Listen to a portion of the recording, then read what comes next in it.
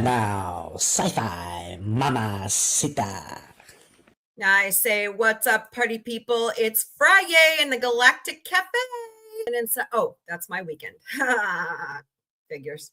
What's up, party people? It's FriYAY in the Galactic Café. My name is April. I am the Sci-Fi Mombie, and welcome. We do this Monday through Friday, 3 p.m. Eastern, noon Pacific. So please come back and join us every day. We have a lot of fun. So, what's everybody up to? Everybody doing good? I hope you are. Wow, look at that. We made it. Thank you guys so much. You guys have helped us explode over on TikTok to over 1,000 followers. Let's keep it going, shall we? So let's keep it going across all of our platforms. Could you guys show some love to our Facebook page? That would be so thankful. I'd really appreciate it. All right, a little bit of housekeeping. Go through the chat here real quick to see who's out there. Hello, John the Beagle Dad. It's FriYAY, FriYAY. Doing good. I'm still without children. Autumn, the producer, is at a thespians conference, and I'm all by myself. So, hey, why not? And I'm blue again. I'm blue, dabble, dee, dabble. I'm just going to have to learn to deal with it, I guess. It's this. See, that makes it better. I don't know what it is. It's got to be the sensor on it. I don't know. I hope it's not a bad thing, you know? Weird. Hold on one second. Just noticed something. There. But anyways. Oh, right. John is making meatballs tomorrow. Yummo. Oh, you mean tonight? Oh, cool. Let's see. I never said you were feeling blue. I'm not feeling blue, actually. Although some of the quotes from yesterday were just like, shit. So, you know, it happens. Anyways, people need to learn how to be nice. People need to learn how to be nice, you know?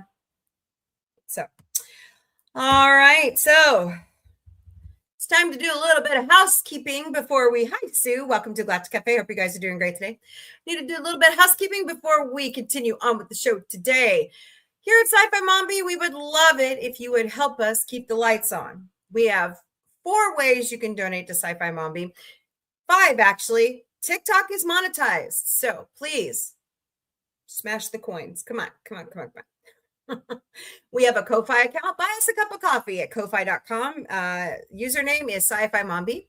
We have a Throne account. We sign up for different things to help us. Like we're looking to put together gift baskets. We're looking to give away prizes this coming year. I'm going to be picking things up as I go to conventions and giving those away. So please help us out over there on Throne. We never receive your information at Throne. We also have Patreon memberships. They are $3 a month. You can go to patreon.com/user $849-72353 and sign up with us. We also have a Venmo account. Scan those QR codes right there. Sorry, I can't show you guys the QR codes over here. I don't know how to update over here. I've got to like play around with TikTok and figure out how this works. Hello, Sandy Dillon, Brian Thomas, and Palomino. Welcome to the Galactic Cafe. I hope you guys are doing great today over there. Don't forget to smash those hearts, smash that like button, share out the stream. So please help us out. Sci-Fi Mombie is also all over social media. We stream, well, right now until I can fix my StreamYards. We're streaming to Facebook, YouTube, and the Sci-Fi Mombie X account. Normally we stream to Facebook, Instagram, X, YouTube, LinkedIn, and Twitch. We also stream daily to TikTok. We also have Patreon, Substack, Blue Sky, Threads, and Discord. We also have a Lemon 8 account, if you're curious. So it's kind of like your TikTok account, but it's now that we don't need it because the Ellisons bought TikTok, right? So anyways, we have one. So just in case you're curious. All right. Housekeeping achieved. So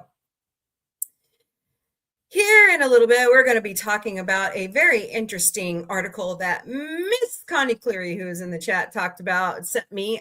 So we'll be watching that, looking at that about Star Trek and this fascination with Starfleet Academy. So watch for that. Hello. I'm just going to call you Tuck. Tuck Krashjavi. Is that it? I hope I said that right. Hello, Yorkie Mom Kate. Welcome to the Galactic Cafe. I hope you're doing great today. But we're having a great discussion about where Star Trek is going and where it could have gone. So hold on for that. But before that, let's get into some news of the day, shall we? Here we go.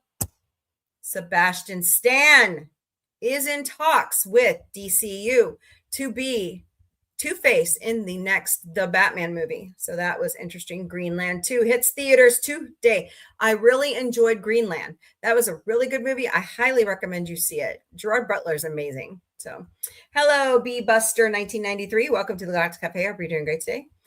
May I show you a trailer, please? And Connie, I was wrong about the verbs. Not surprising, I'm wrong a lot. But let me show you this trailer. Sorry, I can't show it over here. See, this is why I need a camera behind me so you guys can see what I'm, okay. I'm working on it. All right. Share my screen. Uh-oh, Slinky's looking for his mom.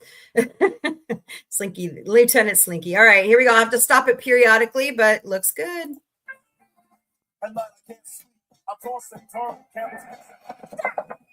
Hello, at Finney. Welcome to Galactic Café. Hello, Olivia. Welcome. The safest town in America. You went from city loft to lawn so fast. I know living in my parents' house wasn't exactly part of the plan. Okay, so what I'm thinking, These people are crazy. wasn't there a character in the original Burbs that had a British accent? With that old Victorian house. It's haunted. That's what I'm thinking. There have been whispers. So that makes this a Who continuation. would move into a murder house? I did see him in the woods. I'm not sure what he was up to. I had to give him space. That's the emotional vampire from What We Do in the Shadows. Oh, shit. It's a lot of work. Oops, I forgot to pause it. So far, it's looking really good, guys. Hello, Tara Joe and Epiphany. Hope you're doing great today. Don't forget to smash those hearts. There has got bones. Who says that? Seth MacFarlane, Brian Grazer. What? He's hiding something. I think we should investigate. I feel like Sherlock Holmes. I think if anything, I'd be Sherlock Holmes. Don't accent privilege this. Just right here. From a legal standpoint, we're not What did Kiki? Oh, that's right. She won for best host. Hello, DJ Corey. How are you? It's good to see you, my friend. Hello, Skip. Welcome to the Galactic Cafe. Hope you guys are doing great today. We're watching the trailer for The Burbs. The new trailer just released today. I just peed a little. I don't know if I should admit I have that issue, but I had 3 babies on my bladder, so that's why. Podcast. Oh no. What's happening? Your face. I think this town in America has a lot of people desperate to leave. Probably gets a little bit complicated. And small towns. Okay, pause it again just to make sure that we're following. Hello, Sam Lee. Welcome to Galactic Cafe. Hope you're doing great today. Don't forget to smash those hearts, smash that like button, share out the stream over there on TikTok. Thanks. So, It is the Safest. town. they keep saying that the safest town in America. Safest town. I think this place is going to grow on you. Okay. Ah. February 8th, we will be watching that here at Sci-Fi Mombie. So hello, Rory Sanchez. Welcome. Awesome sauce. Awesome sauce. Got a lot of great stuff coming out of Peacock. Fantastic. Hey, Peacock and Universal, could you do me a favor? Could you bring the Orville over to your channel? Okay, thank you. Announce the Orville. Okay, moving on. Hello, girl. Duck and goat? Is that what those are? Hello, Legs and Christina $. Welcome to the Galactic Cafe. Hope you're doing great today. All righty then. So that's the only trailer I have to show you. What do you guys think? See, Connie, I knew it didn't seem like a reboot to me. So I'm thinking, I don't think it was Tom Hanks and Carrie Fisher's kid. I think it was the other neighbors. So we'll see. And another murder in the neighborhood, right? Right. Okay. So yeah. So interesting. Yeah, Slinky's missing Autumn, the producer. She's been gone. This will be the third day. So yeah.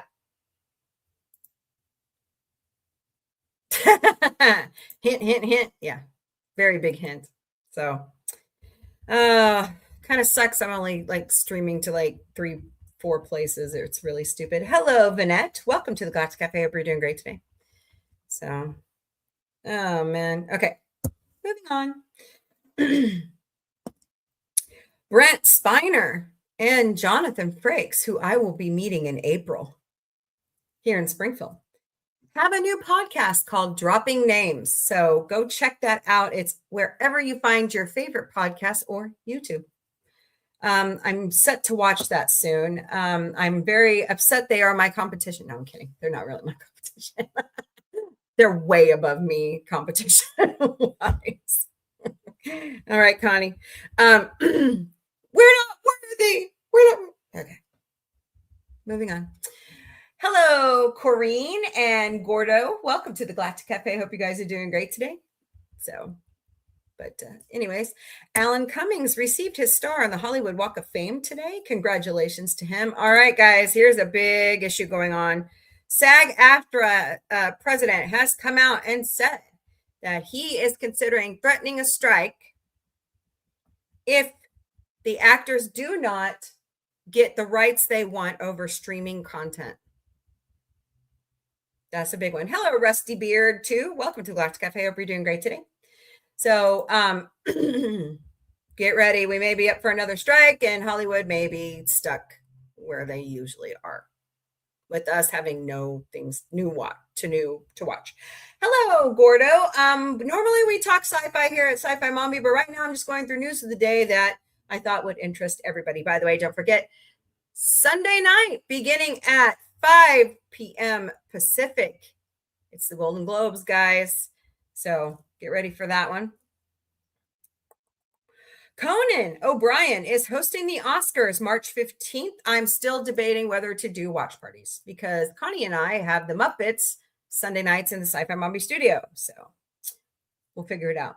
Happy birthday to Cynthia Arrivo. Today she turns 39. So happy birthday, Cynthia. I hope you have a great one.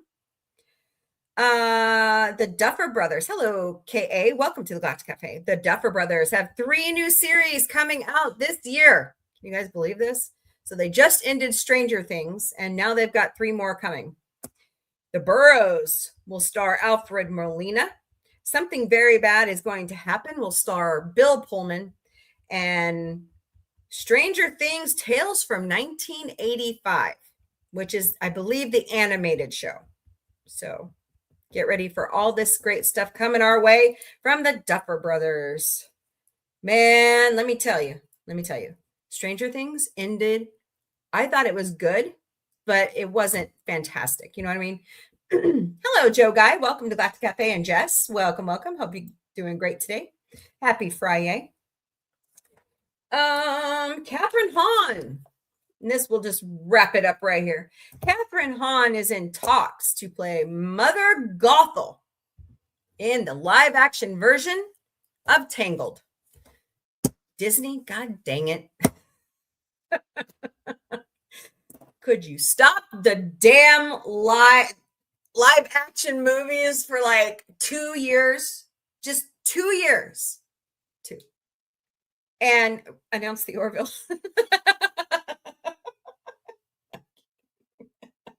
I'm terrible. Oh God, Connie, what are we gonna do? What are we gonna do with Disney? What are we gonna do with any of these media companies? You know, especially CBS. What can we do with CBS? You're so me too, Jess. I'm so sick of live action. I mean, Lilo and can I rant? Can a sheepa shoppa shupa? Can I rant? Okay, here we go. Ready? Hello, Chet. Welcome to Galactic Cafe. Okay, so I don't normally do this. I mean, there's sometimes I get really upset. What's up, Fred? Unplug my TV. Don't you mean my Instagram? Oh, okay. So this rant is about Disney. You might like it, Fred. Okay. Why? Why did you end Lilo and Stitch like that? That is not the correct ending. That is not the animated movie ending. What the hell were you thinking? Hello, Jesus is King. Welcome to Galactic Café. I hope you're doing great today.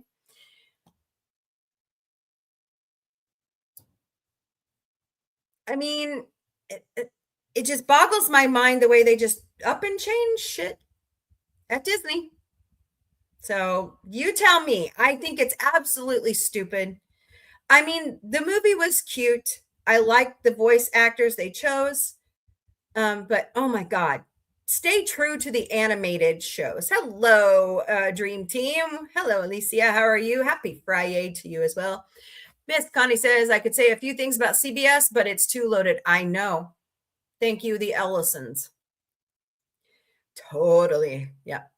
Jess says, yeah, I had been waiting for years for them to revamp it, and that's what they gave us. I know, right? Hello, Sherry. Welcome to Galactic Cafe. I know it was an embarrassment. It was an embarrassment. So Fred says to unplug my TV, close all my accounts. No, sell my house. I don't have one.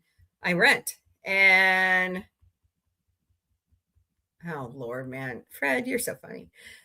Alicia says, yeah, Disney and CBS don't know what they are doing with their franchises. I totally agree. And CBS could fix their problem if they would fire Alex Kurtzman. Thank you. We're going to get into that here in a little bit. So Gordo says, as a former cast member who is no longer working for Disney, Disney management can kiss it. I agree. So what part of Disney did you work for, Gordo? Say sci-fi. Hello, Ileana. Welcome to the Galactic Cafe. Hope you're doing great today. That's funny, Gordo. You're awesome. I like you. I like Jess too. Yeah. We can tell Disney to kiss our rump. Until they give us better Star Wars and the Orville, I don't want to hear it. I don't want to hear it from Disney. So, although I am impressed with the new 911 Nashville, it's okay. So, photography and art creator and customer service. Oh, very cool. Well, I'm sorry you don't work for them anymore. That sucks. That's not fair. So, but all right. What are we talking about? It's free for all FriYAY. So throw some topics out that are not political and not religion. Hey, John the Beagle Dad. What's up? What's up? So, NCIS used to be good, but lately it's meh since Mark Harmon left. I totally agree. You know, I could never get into NCIS. Now, I love CSI, but I could never get into it. I don't do politics, only when trolling. Yeah, I know, John. It's easier for a camel to go through the eye of a needle than an average person to abolish his Instagram. I know, I agree. I use it every day. Gordo says, that's okay. I left with a very big paycheck. Now I just do my art full time. That's awesome. Congrats on that. Yeah. Hey, follow your dreams. That's what you got to do. Tell Disney to cram it the frog. John the Beagle Dead says, I saw about 8 seasons of NCIS. I hated it. Yeah, I could never get into it. I liked DMV, though. NCIS, I liked because it took place in Oh, I see. Well, there's a new show on CBS called DMV, and it's really funny. It's really funny. So if you like, check out my TikTok. Okay, I will. I will. Let's see. There it is. I followed you, Gordo. Yeah, I will check that out. Anybody on my TikTok, go check out Gordo's stuff. Look around there. I'm always supporting artists. Like the gentleman who draws my logo is David Cabiza, and he draws the Orville comics. So he's amazing. He's a great friend to us here at Sci-Fi Mombie, and I support. He's drawn several logos for me, including Sci-Fi Mombie Security. So he's fantastic. Oh, thank you for the roses. That's so nice of you. So, okay, yeah, we call it. Yeah, I figured it out now. Although I'm sure their DMV offices are terrible. Who are you looking forward to seeing on the Battlestar Galactica series? I honestly don't know. I mean, I know Jane Seymour is on there. And Lee Greenwood, right? Is that his name? From Bonanza. Gosh, that's a good question. I don't know. I'll just take it as it comes, I guess. So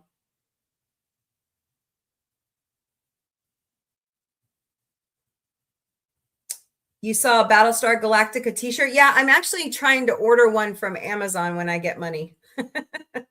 So I try to wear, like I have a Star Trek shirt and I have an Orville shirt and I have several. I stole the Star Wars shirts from my sons. Lauren Green, thank you. I knew it was Green something. I'm terrible with names. Yeah, looking forward to seeing him and Jane Seymour. Am I invading Greenland? No. My government might be, but I'm not. I might go visit on vacation, but nah. Jane Seymour, I will say this. She appeared in the... Oh! Well, then why did they give her such credit for being on Battlestar Galactica? That's so weird. I have to say, though, I am about to meet Edward James Olmos in the next couple weeks. So I'm kind of interested in seeing him in the 1980 version. So, oh my God, Alicia, I love those movies. Yes, do not touch the never-ending story, Disney. Don't you dare. It's like Jar Jar Abrams, leave your hands off Back to the Future. Do not sorry, the F word's going to come out. Do not fucking touch Back to the Future. Hello, Ro. I don't know what happened to you. Okay, cool. But oh my God, I love them. I love the clip. I love the clip from Family Guy where Peter's riding Falcor. Falcor's like, get off me. Saying hello to Alicia. So, oh, Fred, you just like trolling me, don't you? That's what friends are for. You're okay, Gordo. I knew what you were saying. I knew what you were saying. So the one who played Atreyu appeared. What? Cool. In what, the 1980s version? Cool. Such great movies.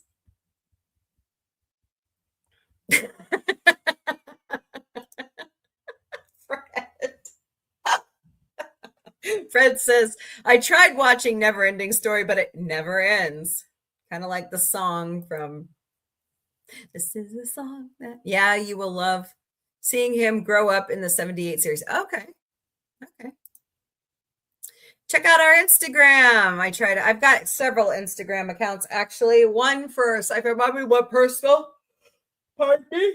Woo, here I go. And one for Sci-Fi Mombie Security. So, and Bootsy's over here asleep. You see him? He's like right there. Wait, is that Bootsy? Who is this? Is that Doodlebug? Yeah, he's letting me. Tilly would have ran off by now. Matilda. I felt more bad for the. Is that a turtle in the movie than the horse? Oh yeah, the turtle had nothing to do. Yeah. I know the horse. I didn't. I know animals can have emotions, but it's just really sad.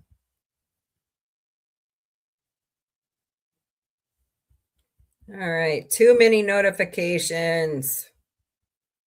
All right, there we go. So Edward almost appears in the 2000s versions. Okay, I just can't wait to meet him and get a picture with him and an autograph and have him talk to you guys. Do his own little cameo right there. I hope he'll let me. So there's technically 3 series, 78, 80s, and 2000s. Yep. Didn't it start in 2009, 2008? Think so. Only sleep and listening to things. Okay. Awesome. Oh my God. Ooh, Pardon me, I have a tick. It's called yawning. Don't forget to smash those hearts, smash that like button, share out the stream, please. And thank you. Thank you. Well, I guess the trolls are going to stay away today, but doesn't mean it won't still happen. So we'll just keep moving on. Some of the characters are redone in the 2000s. See, that's what I don't like about series when they do stuff like that. That's my whole gig is I'm fueled by caffeine. Oh, you know what? I forgot to take a hold on one second. I'm gonna put you on pause. Be right back. I don't want you to see me taking drugs. Hold on. But they're prescribed, so they're mine, right? Right. Okay. That's why I'm falling asleep. Oh, crikey. It also helps if I got more rest. So, all right. Resume. Okay.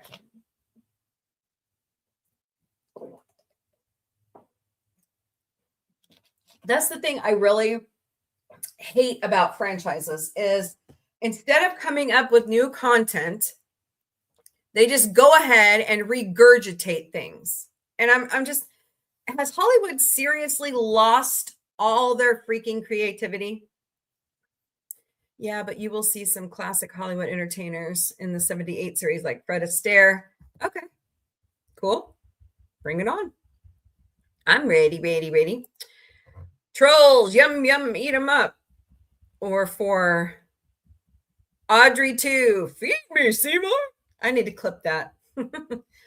Gordo agrees with me. Hollywood's lost its creativity. It's like, yeah, you know the series well. So that's good.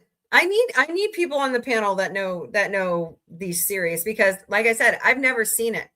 So this is the first time for me. And it, you know, people have done these shows and they're very cool. So I'm hoping to draw in people that like the shows and have never seen it themselves. It's like I tell people, hello, Darkwing Girl, welcome to Galactic Cafe. I'm hoping that people, you know, I can share and get people to watch who's never watched before. Hello, work in progress. Welcome to Galactic Cafe. Hope you're doing great today.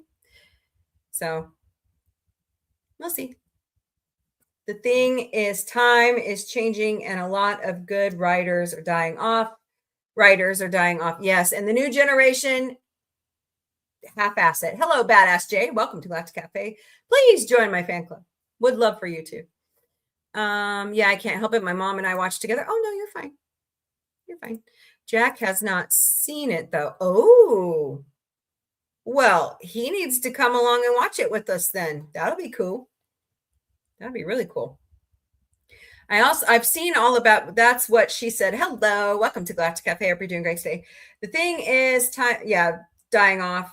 Yeah, the new generation does everything half-assed. I know. I have Gen Alphas and millennial. I know. Yeah, Lauren Green, Bonanza. That's right. I grew up watching Bonanza with my grandfather. So, okay, awesome. You guys are so awesome. And then after we get done with Battlestar Galactica, we'll, I don't know, maybe Red Dwarf or something. Hey, Tina the Naughty Dragon. Hello.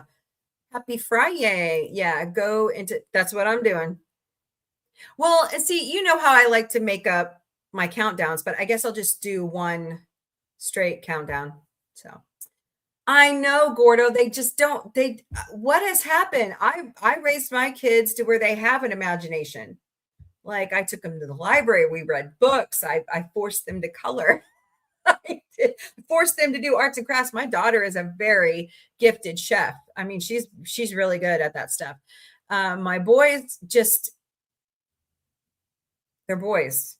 I'm totally starting to believe that some men just really don't mature till 32. It's like today.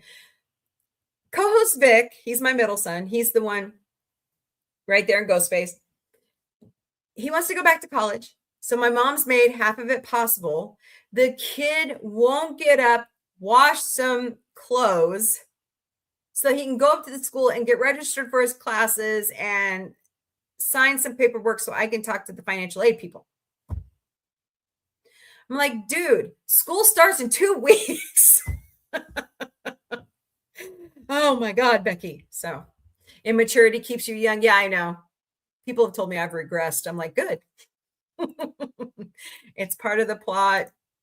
Don't research and spoil it. Well, I think what I'll do is just grab some random like photos and just throw it together as a countdown. Somebody did a cover of the song, so that's what I'll do. You know what? I may have to turn on my light.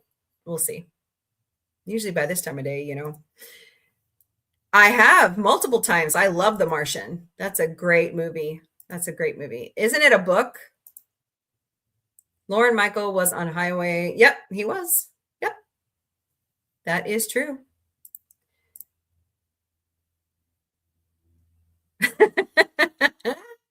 You're funny. There is a disco version of the theme. So I'm trying to remember who it was. I've got it screen recorded. Don't tell him. I give him credit, and that's how I get bypassed. But Gordo says you're 53 and you still haven't matured. That's okay. I'm 47, so hey, we're all in good company here.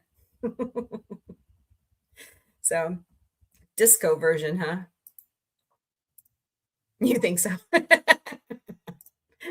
Oh boy. So, but yeah, I'm really looking forward to it. Connie's 55 because she's awesome. Yeah. But Gorilla Man just turned 51 yesterday. So that's my husband. Oh, yeah. I just say I am the biggest 4-year-old since you're 40. Yeah. And Tina, the naughty dragon, is 58, but she's really 13. So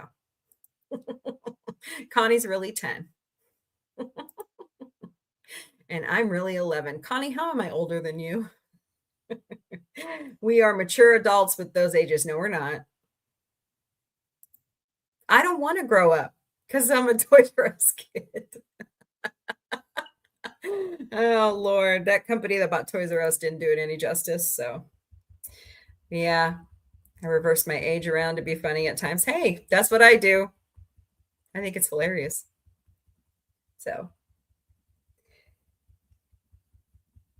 I remind you of your girlfriend, Melissa McCarthy. What? No way. Isn't she married? Watch, you're her husband, and what's his name? You're just hiding out under a. That would be funny. That would be hilarious, by the way. Oh, were you? See, that's why you're my sister from another mister. By the way, Alicia, Connie, you want me to make our big announcement? Let me go grab the. I will do it. I want to, John the Beagle Dad. You ain't gonna stop me. All right. No, I won't spoil anything. Connie and I have a big announcement to make, and Alicia and John and whoever wants to join us. Uh-oh. Really? It's an image file. Am I going to have to screen share it? There it goes. Connie, Cleary, and I are starting the Galactic Book Club. Oh, you wish, because she's married. Yeah. She's awesome. I love Melissa McCarthy. So watch for our social media. We're going to start off with Chris's books, Mixed Magic, and all of those great books. Of course, you see the book that, yeah, I know. I couldn't help myself. But it is the AI generated, so, bad me. But yep, it's coming soon, so keep an eye out for it, and we will try to give you the list probably about what I don't know, we'll talk about it, how many books we're going to put out in a year, but it's going to be awesome. Gordo says, I just thought they would remake Fantasy Island, but it turned out I know, right? But the other cool thing about this is I'm going to make up like,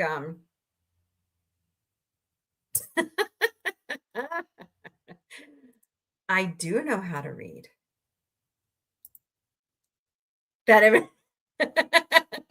trying to get his attention. I know he doesn't pay attention, so he's too busy.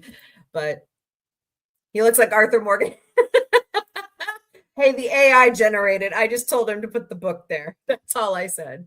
So I think it's hilarious. But anyways, I thought they did a great job on Connie. They did. I know. It was horrible what they did to Fantasy Island. So why is it that this generation takes these great classic TV shows and movies and they just automatically go horror? I don't get it. My kids don't do that, but oh my God. So, oh no. Now what does our daughter need? Oh, crikey. Hold on, guys.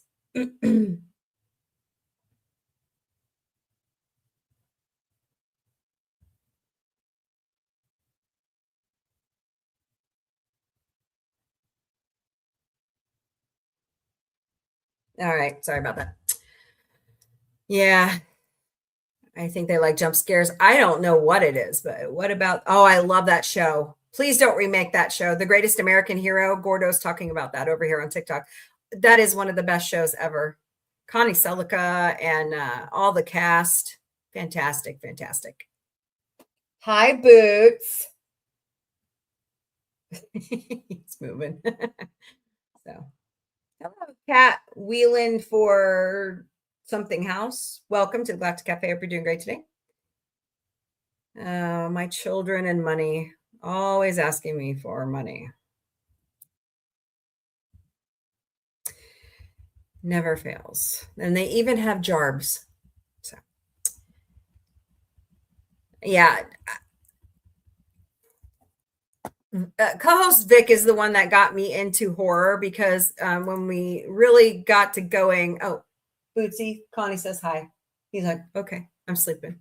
Co-host Vic, as you all know, fell in right after we started the show in April of 2023, and he fell and broke his leg. And so he's like, well, let's watch The Conjuring. Let's watch Annabelle. And I'm like, okay. Then he's like, let's watch Saw. And I'm like, do we have to? He's like, yeah, Mom, let's watch Saw. He only made it to Saw 4. And he's like, Mom, I can't do it anymore. He's a huge fan of Scream. We've watched all the Screams and we are ready for next month. We are so ready to see Scream 7. It's going to be awesome. Mommy, can chat have some... What? Oh. I'll have to go Instacart for it. Did you know Glenn Larson also wrote for Knight Rider? Awesome. No, I did not know that. That's a great show. I love Five Nights at Freddy's. I've seen the first one, but I haven't seen the new one. So yeah, the kids have played the games forever. So Gordo says they should make The Greatest American Hero, but Polly sure should play the role. I mean, you know, if they do a continuation, I'm good with that. It's a reboot I effing hate. I can't stand reboots. I think they're stupid. So let's do a continuation. Yeah, that's what my kids say. The game is hard. Five Nights at Freddy's. Yeah. So yeah, I totally, you know, I hate it that I don't have all the different places to stream to. It's stupid. I hate the way StreamYard just changed everything. Oh, annoying as all get out. So what else are we talking about?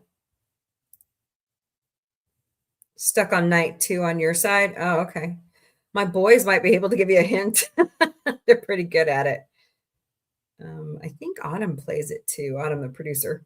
So I know, Connie. Reboots. Hi, Mark Harkness. How are you? Glenn Larson was so notorious for stealing ideas that the practice was called Glenn Larceny.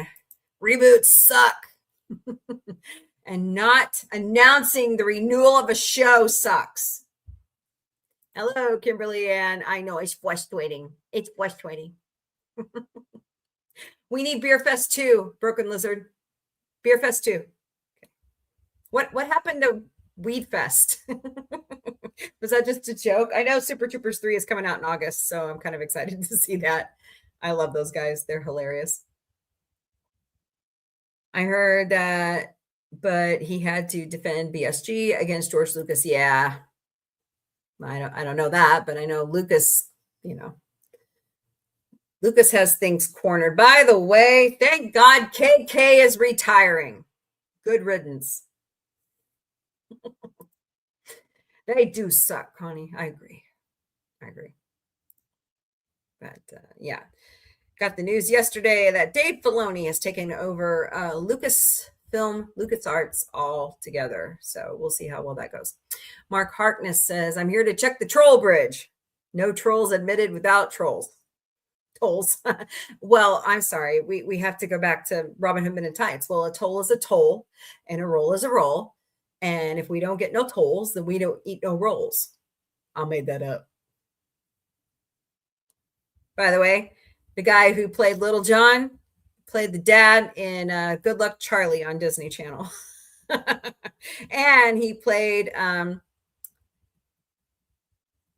the designer in the American Pie movie. We ate the trolls already for breakfast. Yes. Billy Goat Gruff. That's right. These people need to get a life. They need to be happier. Especially those little misogynistic pigs. They need to grow up. Oh, God. So, Billy Goat Gruff. Yeah. So what else are we talking about? I saw that, hey, I have some interesting news. So I wrote Scott Grimes yesterday because he posted a picture of his red hair. When he lets his hair grow out for Ted, it gets curly and such. And I said, oh my God, the red hair is back. He liked my post. That was cool. Call the Life hotline. Maybe they have a spare one. That's right. That's right. Yeppers. So, oh boy. Mark Harkness says, I'll pay for that. I mean, you'll pay for that. I'll pay for this. I love that scene. Scott is so cool. He is cool. Scott Grimes, you're so cool. Jay Lee, you're so cool. I like it when Jay Lee plays the piano live on Instagram. So I love it when Jay Lee can't get a chord or something, he can't get the music out. He sits there and cusses it out. It's so funny. It's the way I am when I play the violin. Orville Cast. They are all cool. They are all cool. Why? You said mostly. Who's the one that's not cool? I'm waiting for the big smack. Here we go. By the way, I haven't finished putting my fan fiction out there yet on your forum, Alicia. I got to get that done. I get sidetracked. My daughter goes, Mom, I'm starting to think you have ADD. And I'm going, no, I don't. I'm just busy. Whenever Jay Lee plays live, I greet him and I say hi and say boom. Yeah, he knows me too. Ugh, 45 more minutes. It's okay, John. You can make it. I made it through my day. Hello, Abigail Freeman Photos. Welcome to Galactic Café. Hope you're doing great today. Yeah. No, I get it. It was a weird long day here too. Like, I thought I was going to finish up my project and have it done. And then I noticed whoever worked on the project before me and they assigned it to my name didn't have certain fields filled out for our automation so that we can, like when we offer a settlement, we pull all the old claims out of the system, not only to free up space, but to say, if you touch this claim again, hello, Betty Rideout. We're not going to do anything on it anymore. So Gordo says, having Denny's breakfast for dinner. Yummo. Berry stuffed French toast slim. That sounds great. Hi, Carmen. How are you? I don't eat carbs anymore. I don't eat a lot of carbs anymore because I had gastric sleeve 6 years ago. So I have to stay on a high protein diet. Kimberly Ann says, can't wait for the Muppets. Yep, Sunday night. And Alicia says, I think the problematic one is possibly more the fans than the cast. Oh, yeah. Well, they like to blame the fandom for everything, you know. So I could definitely see that in Star Trek, you know. Look at what Terry Matalas did.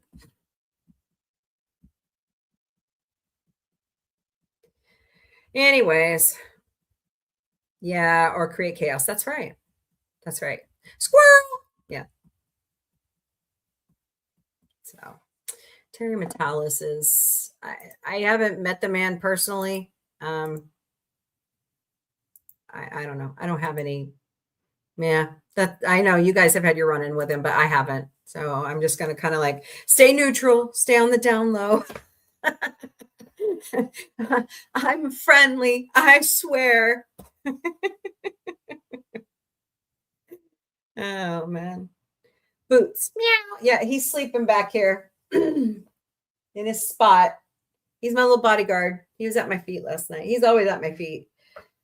You know, I was watching a video on YouTube about cats because I'm weird like that. And they said that cats act, especially male cats, because they're very territorial. Like if they latch onto you, they're yours for life. So yeah, I was trying to, but he may block you if he knows you're so, and I don't care. Yeah, he does. He does. I don't say anything. I don't ever like respond on his posts or anything. So he really has no reason to hate me. And if he hates you, that's his loss because you guys are amazing. And I just don't understand why people can't get along, you know. I don't understand why people have to be so crude and hateful. And cats are funny. So Mark Harkness says, someone said then they needed a copy of Rise of Skywalker just on their shelf. I said, no, thanks. I visited the universe where Hamill, Ford, and Fisher filmed Heir of the Empire in 1988. What?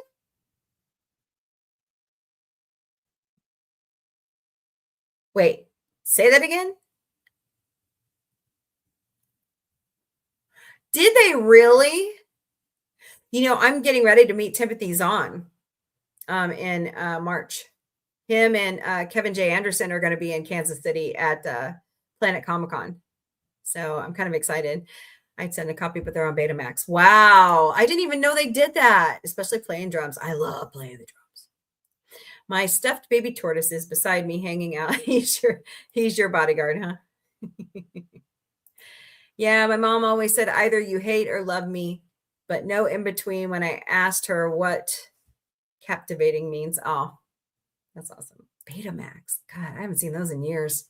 So when I first entered film school back in 97, we were using Betamax and then it went, and then I got a job at Color 10 or KSFX here in Springfield. And they were phasing out Betamax when I got hired on. So I don't work for them anymore. Thank God. But anyways, in an alternate reality, a better one. We are in the upside down, aren't we, Mark Harkness? So yeah, I don't understand people sometimes. I just don't get it. So, all right. Well, Miss Connie sent me a very interesting article and let's read through it together, shall we? Considering that Starfleet Academy is coming out here in the next month, this great article talks about from Women's World. It's dated this last Tuesday, inside the lost Star Trek movie that would have rebooted Kirk and Spock at Starfleet Academy. So see, even back then, they were talking, hello, Billy W. They were talking about, hey, Gorilla Man, what's up? So they were talking about putting Kirk and Spock back at Starfleet Academy. Oh, excuse me. By the way, you want some really great caffeinated water? There you go. It's good stuff. Yes, I'm trying to kick the Diet Coke habit again. We'll see how well this works. So it says, in the aftermath of 1989 Star Trek V, the worst one, The Final Frontier, producer Harv Bennett found himself confronting a problem that had shadowed the Star Trek franchise since its move to the big screen a decade earlier. How long could the original cast realistically continue? When did we lose DeForest Kelley? I thought that's when they really started having that conversation. So, the answer he proposed was radical for its time. A feature film prequel titled Starfleet Academy, also known as The Academy Years, and no relation to the new series premiering on January 15th only on Paramount Plus, focused on how Kirk, Spock, and McCoy first met as cadets. As screenwriter David Lowery puts it, every time they were going to make one of these Star Trek movies, the producers and the studio always ran into the same problem in getting the original cast together. The reasons for that were money, power, creative differences, ego, health, unavailability, all of the above, all those things. The concept itself originated when producer Ralph Winter, who recalls pitching the idea directly to Bennett. We just demonstrated with Star Trek 3 that we could do a young Spock, Winters explains. We should see how these guys meet the first time, build something that would be a reboot. No, don't say reboot. Of this with younger characters to pick up with them, as older characters don't want to do this as much. Bennett immediately saw the appeal. A proposal was made to me that we could do Star Trek in the beginning, he says, likening the approach to early Hollywood origin stories. The studio approved script development during the making of Star Trek V, and Lowery was brought in to write what he described as a real coming-of-age story. Hey, Gorilla Man, what's up? Thank you. I don't feel like I look good. Just saying. What the Lost Starfleet Academy movie was about. Set over a single year at Starfleet Academy in Huntsville, Alabama. Greenbow, Alabama. Oh, sorry. That's Forrest Gump. The script introduced a cocky, reckless young Kirk, an emotionally conflicted Spock who has left Vulcan against his father's wishes, and a medical student, McCoy, trying to find his place. McCoy was always older than everybody else, by the way. Well, I mean, Spock was, They begin as rivals and end up as friends and comrades, Lowery explains. And in the final scene, we're able to see the legends that they are to grow up to become. Bennett envisioned the film in two ways. It would have been a gift for the fans on the 25th anniversary, he says, while also opening the door to a new generation of films. Crucially, he insists it was never meant to replace the original cast outright. Part of the deal was for us to do a Star Trek 6 with the original cast after Starfleet Academy. That reassurance did little to calm opposition. Series creator Gene Roddenberry flatly rejected the concept. So there you go. Gene was like, no, I didn't like it, he says. It didn't fit in with the rest of Trek. It wasn't good. Some of it was like Police Academy. Ouch. But Star Trek needs some humor. That's why Lower Decks was so popular. While Roddenberry had no formal veto, Winter notes that they needed his endorsement for the core fans, and Paramount listened. Fan reaction was equally volatile. Oh my. We were really caught off guard, Lowery admitted.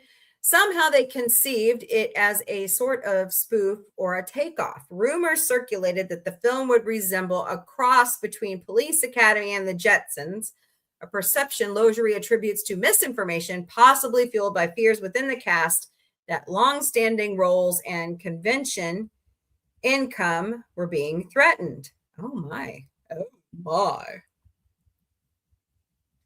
Actor James Doohan Scotty was blunt in his assessment. He wanted to take over Star Trek for himself, Doohan says of Bennett. The whole thing would have been starting out as if from scratch. When studio leadership realized the original cast would not be featured prominently, Bennett's position became untenable. Wow. So wait a minute. Okay.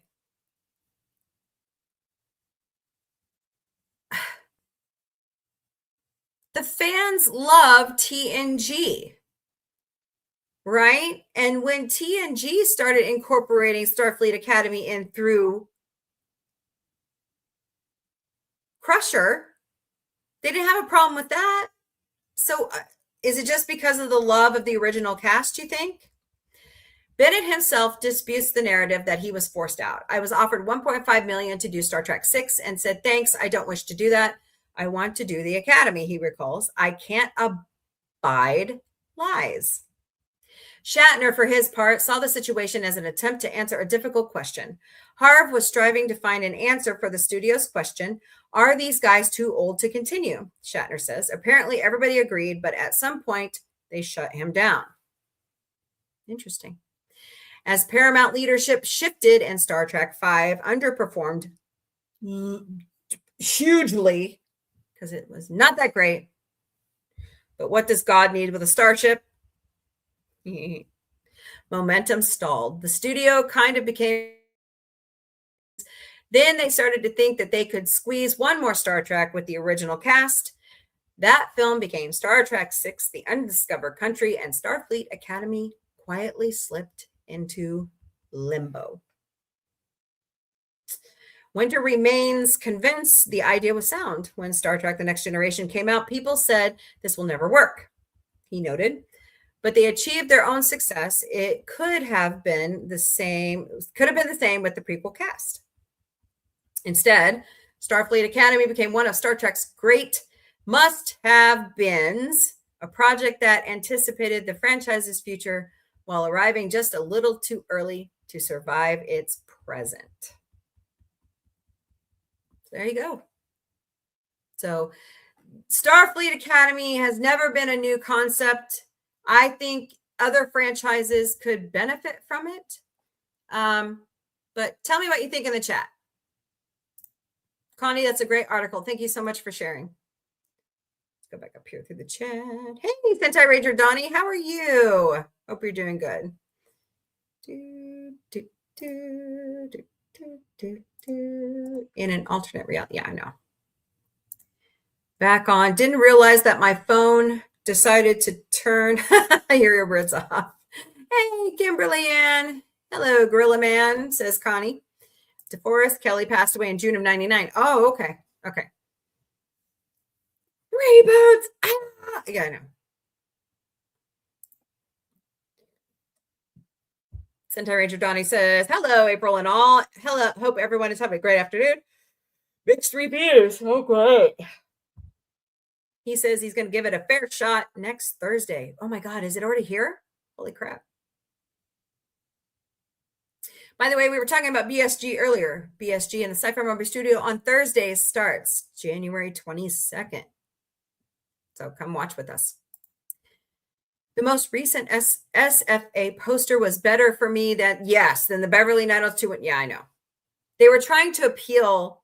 Hold on, guys. They were trying to appeal to Gen Alpha is what they were doing. My kids took one look at it and said, oh my God, this sucks. So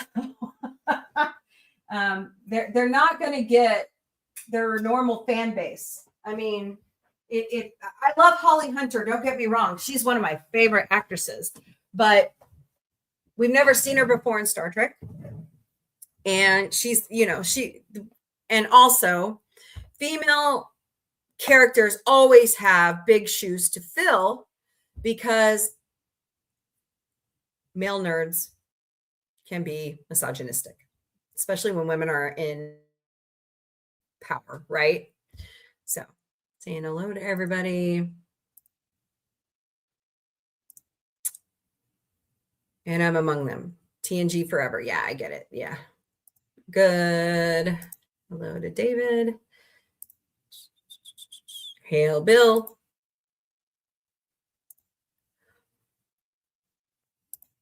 And hello, you're welcome. Glad you like. Yeah, that's a great article. Keep looking for those. That's great topics to talk about.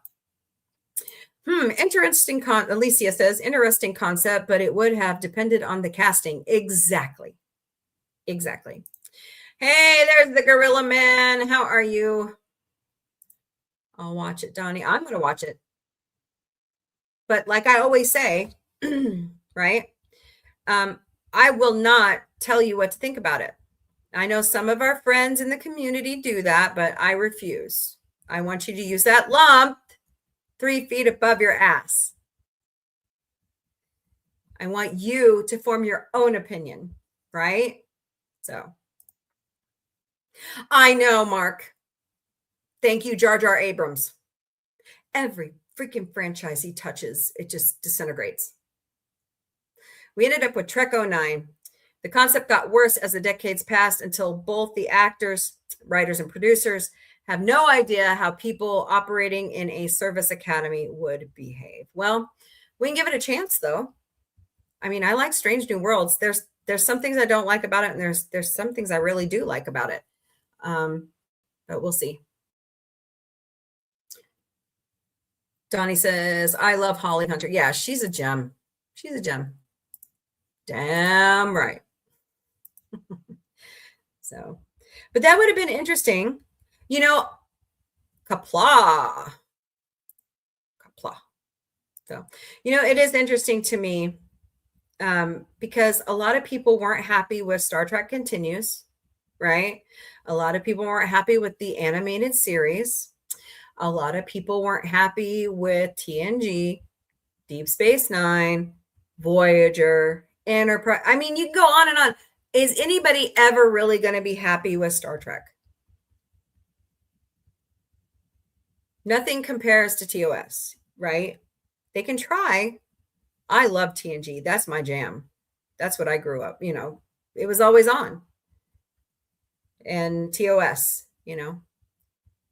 Gorilla Man says, how are you, Connie? Centaur Ranger John. Even though I'm a fan of all generations of Trek, from the original series of Scouts, I agree that Alex Kurtzman should pass the Trek stewardship. That's right.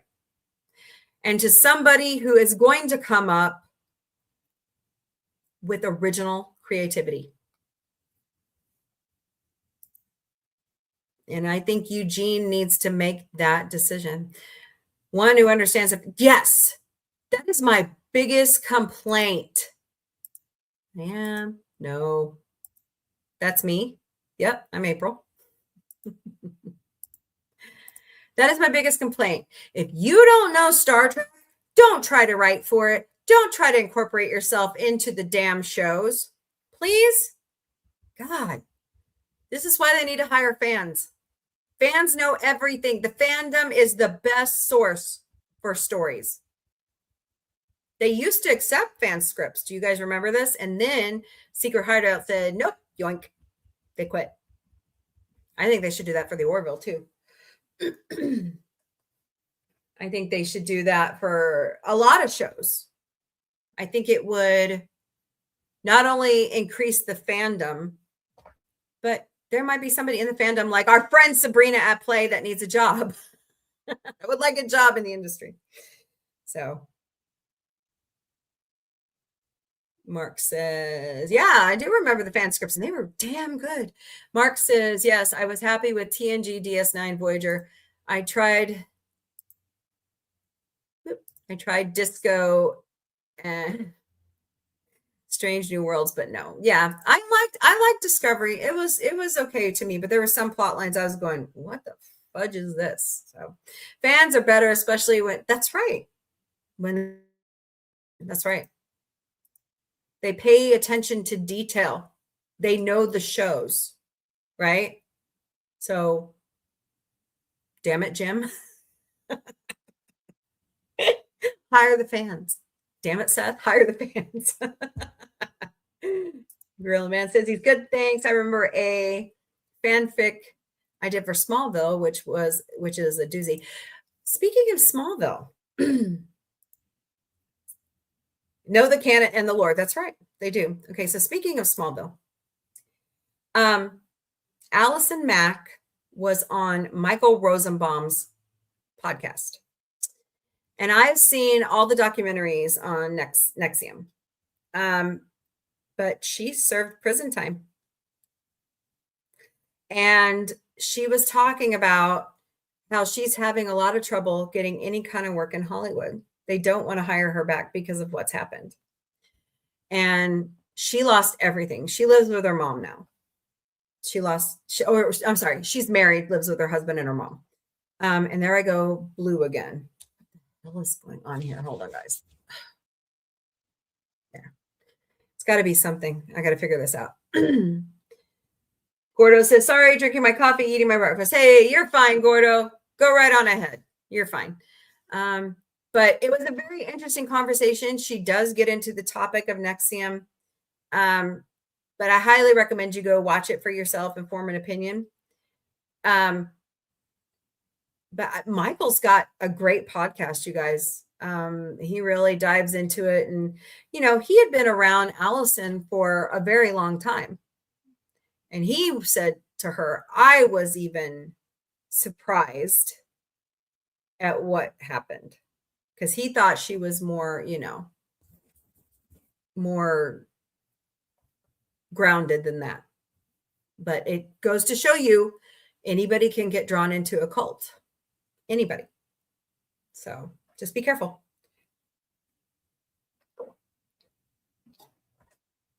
So, by the way, when Autumn Brewster gets back, we do have a new sci-fi Mombie found. What? Coming out. Bear Bells is making, since I find stuff and I like to show you guys, that's Water Joe's one of my favorite finds that I've ever had. We're going to be taste testing the new Bear Bells protein shakes. So watch for that. Cults are sneaky. Yep. Scary too. Damn it, Jim. I'm a chief surgeon, not a script doctor. You're right, Mark Harkness. I saw it and the documentary on it. It inspired me to write about my own experience in religious cult. Yep. I broke free from the Southern Baptist Church in 2020, and I've never looked back. Just so many lies and deceit and brainwashing. I've met, you know, it was just bad. Yeah, I'm always thirsty. Actually, I'm chug-a-lugging. So this has 180. Here, I'll show you. It has 180 milligrams of caffeine. I'm chugging caffeine is what I'm doing.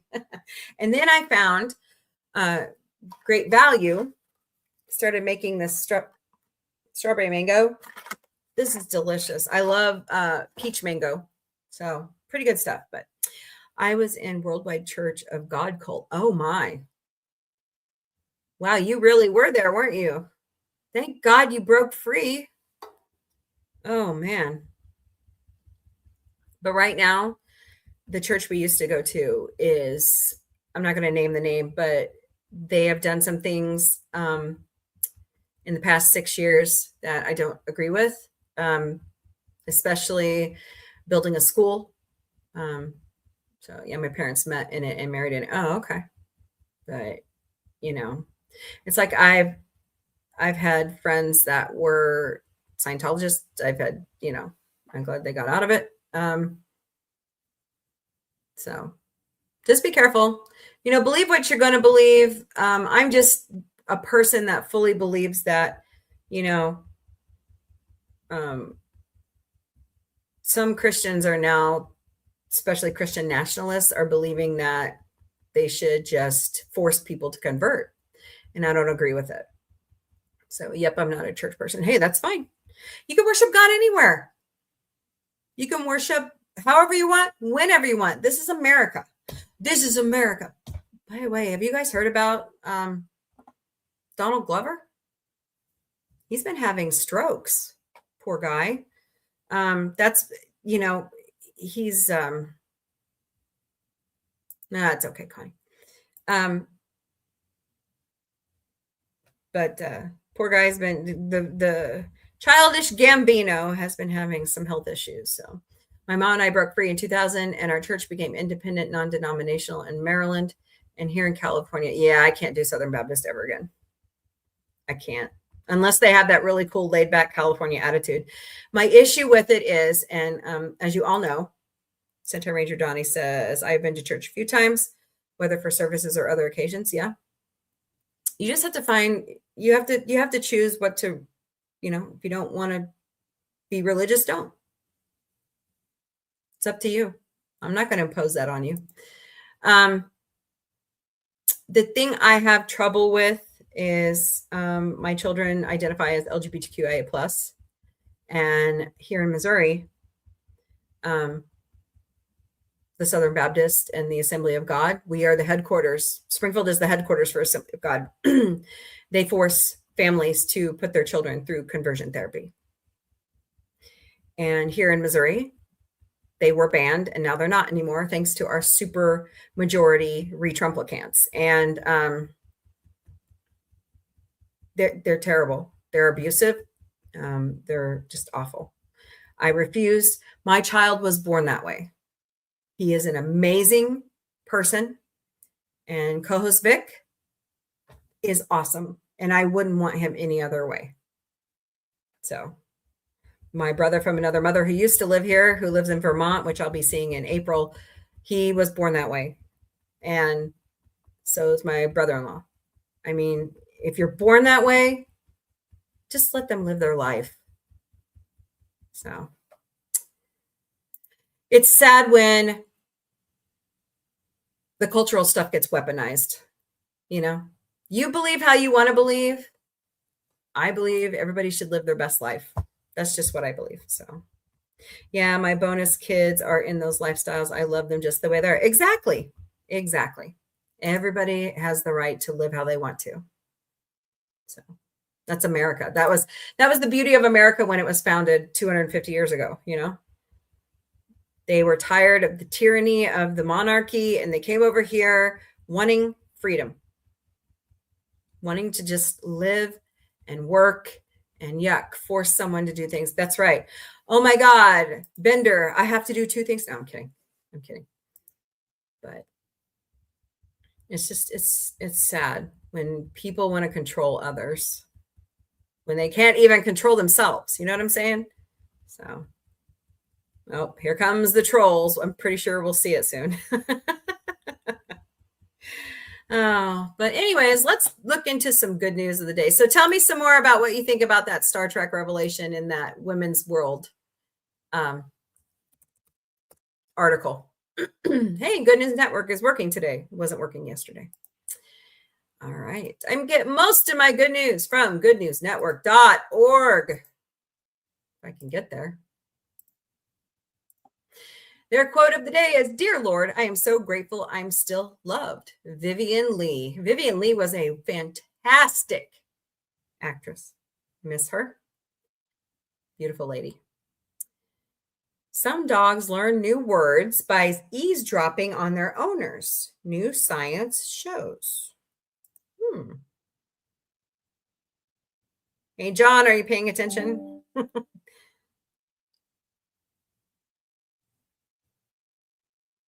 Oh, boy. Clever canines that have a talent for learning vocabulary can pick up new words by simply overhearing their handlers' conversations, say scientists. Parents and dog owners know that some words should not be spoken, but only spelled, to prevent small ears, from eavesdropping on the conversation. I have to do that around the cats. Yep, wolf. Yep. I have to do that around my cats, especially with TREATS. And previous research has shown that at the age of 18 months, toddlers can already learn new words by overhearing other people. Now, a groundbreaking study published in the Journal of Science reveals that a special group of dogs are also able to learn names for objects just by overhearing their owners' interactions. Similarly to the 18-month-old toddler, scientists say gifted dogs also excel in learning from both situations of direct speech and indirect speech. Although dogs excel at learning actions such as sit and down, the research team explained that only a very small group of canines have shown the ability to learn object names. Dubbed gifted word learners, or GWL dogs, they can quickly learn hundreds of toy names through natural play sessions with their owners. Until now, it wasn't known whether GWL dogs could also learn new object labels when not directly addressed.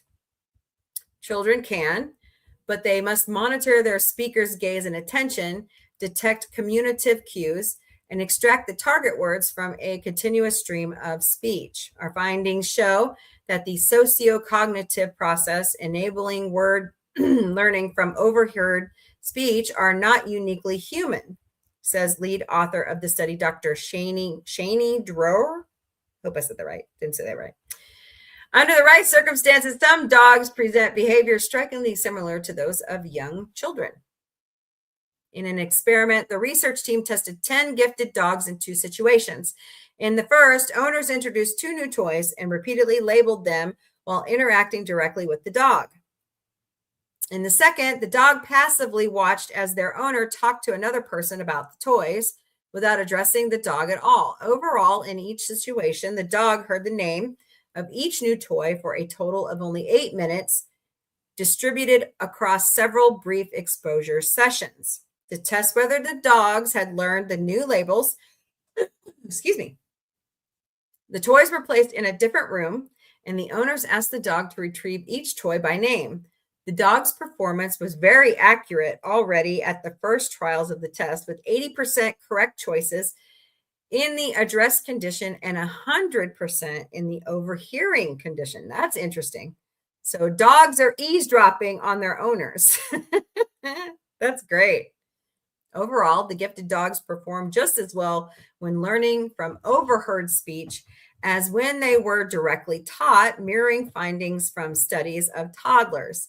In a second experiment, the researchers introduced a new challenge where owners first showed the dogs the toys and then placed them inside a bucket, naming the toy only when they were out of the dog's sight.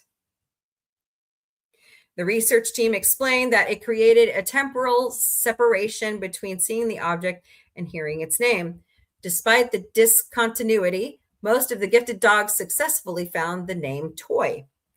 The author suggested the ability to learn from overheard speech may rely on general sociocognitive mechanisms shared across species rather than being uniquely tied to human language.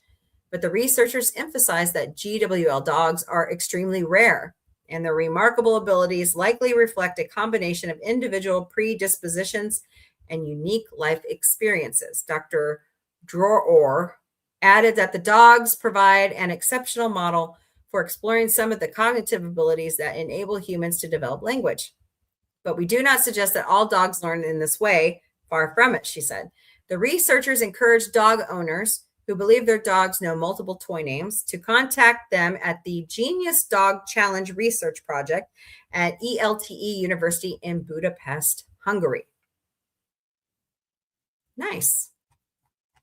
You know, it always fascinated me, like, hello, Jay, so welcome to Galactic Café. When people would set up those, they're like the easy buttons from Staples, and they would say words, and the dogs would learn sentences. I always thought that was fascinating, you know.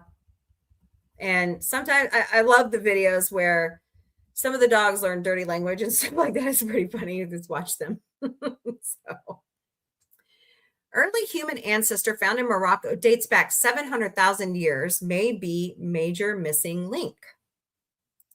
Well, all right.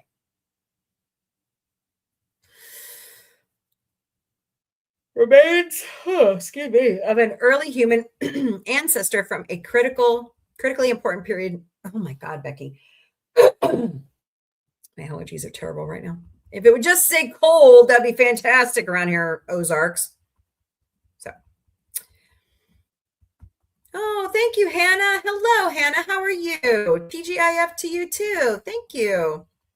Remains of an early human ancestor from a critically important period in our evolutionary history, have been found in Morocco, dated back 700,000 years, using precise geomagnetic methods. The assemblage of jaw bones and teeth may come from the epoch during the African and Eurasian hominins diverted from their common ancestor. The discovery was found in a cave at Thomas Quarry near Casablanca called Grotto Hominins, a nearly complete adult jawbone, a partial adult jawbone, the jawbone of a child, and the vertebrae and some teeth were discovered among with a femur that bared the teeth marks of a predator. At the time, the coastal landscape would have looked very different than today's desert. A lush coastal wetland, it would have looked much like parts of the sub-Saharan Africa today, where crocodiles, hyenas, and hippos and large cats dealt among the greenery. The oldest known remains of our species, Homo sapiens, were found also in Morocco at Jebel, Irahond. Sorry, I botched that terribly, which dated back 330,000 years. Before us, there were a number of hominins, and scientists aren't sure who came first and from where. Jean-Jacques Hublin, an anthropologist at the Max Planck Industry for Evolutionary Anthropology in Germany, and the lead author of the new paper presenting the discovery, believes the finds reinforce a deep African origin of our species rather than a Eurasian one. There is limited hard evidence to support what is a generally accepted theory of human evolution, that the African lineage branched off into Homo sapiens while the lineage of Eurasia evolved into Neanderthals and Denisovans. Did I say that right? What evidence there is comes primarily from Gran Dolina, Spain, where fossils including cranial fragments revealed the existence of creatures named Homo ancestors, which lived in Europe between 772,000 and 949,000 years ago. The Grotto hominins fossils bear a striking resemblance to the Spanish fossils. Okay. The Grand Dolin Homo ancestor was what reinforced this theory that Homo sapiens migrated out of Africa before evolving into distinct groups across Eurasia. Previously, it had been believed that the hominins existed across the Old World, and that a species spread out of Africa replaced all the others.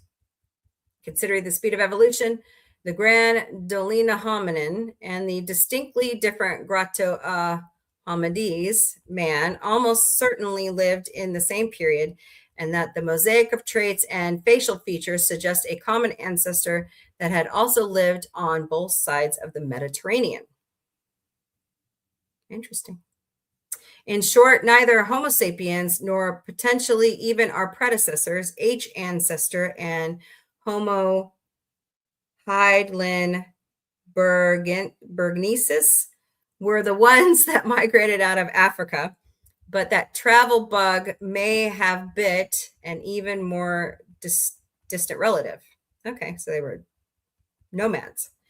The limitations in the fossil evidence make it difficult to say concretely. It's believed that Homo sapiens in Africa and the Neanderthals and Denisovans in Eurasia all come from a common ancestor that lived after Homo erectus, but there's a big gap between H. erectus and H. heidelbergensis, our second closest relative. Could the Moroccan individual fit the gap? Dr. Hublin, speaking to the New York Times, declined to draw into specifics. Human evolution is largely a history of extinctions, he said.